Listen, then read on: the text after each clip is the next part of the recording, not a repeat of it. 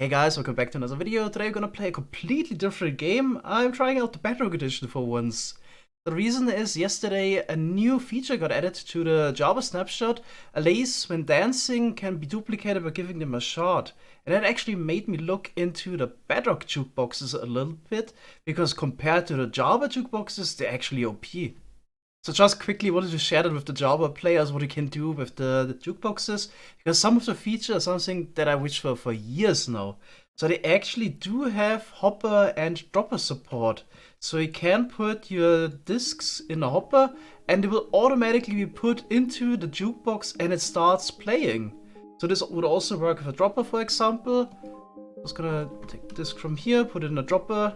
Oh, we already have one. And then it starts playing. So you could make basically a fully automated jukebox system out of this. But there's even more to it. While the jukebox is playing, it actually turns into basically a redstone block. So it's powered and also powers adjacent blocks next to it. So redstone dust line will be powered and the piston will extend here back as soon as we put the music disc inside. The observer on the other hand can't detect if the jukebox starts playing.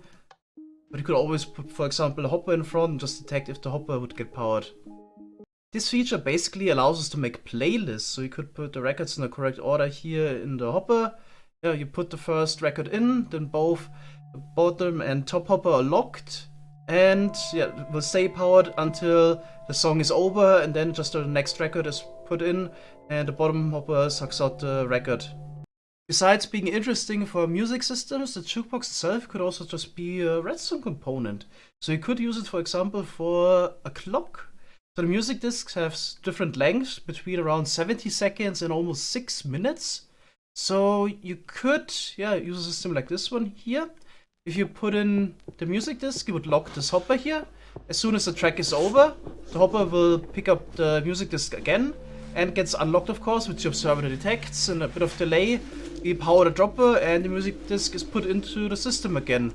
So this would be a nice and compact 1 to 6 minute clock. It's even more compact than a hopper clock. Apart from that, the jukebox has the same features as in Java, so a comparator can detect which record is being played, because you would get a unique signal strength output. But there's also things I don't like about the Jukebox in Bedrock edition. You can actually not take out the record for hopper before it's being played.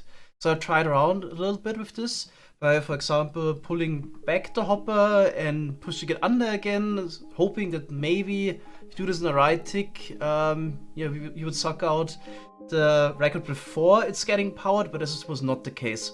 By the way, look at those piston animations in Bedrock edition. Not sure if I have weird settings, but this actually doesn't look that good.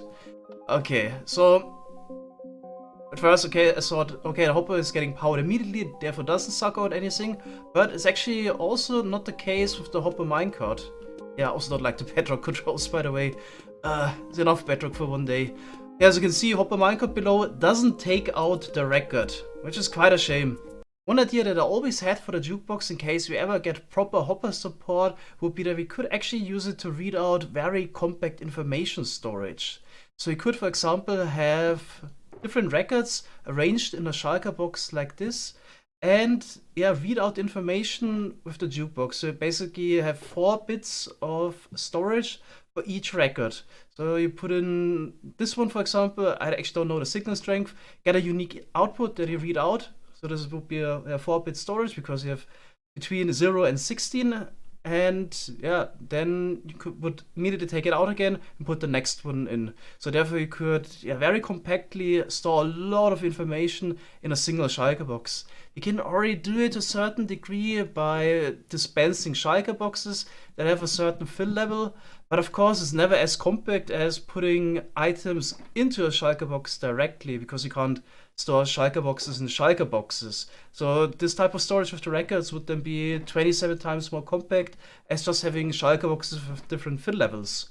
Just to name one practical example where such an information storage would have been useful, my 3D printer from a couple of years ago, it would have definitely benefited from a more compact information storage. Let's talk about another imperfection of the Jukebox in Bedrock edition. It's actually not movable. I was surprised by this. I thought we have movable block entities in Bedrock edition, but the Jukebox is an exception. So kind of wanted to make a flying machine with a very slow engine using the Jukebox feature, but, well, you can see here, you can't actually move the Jukebox. So to sum it up, I think the Jukebox, the Bedrock edition, is definitely a super interesting block. Comes really close to what I would like it to be. There's a lot of things we could actually do with it. So that made me think, wouldn't right now be the perfect moment to fix this parity issue? Now that we have this new LA features, Jukeboxes got a real use now for some practical applications.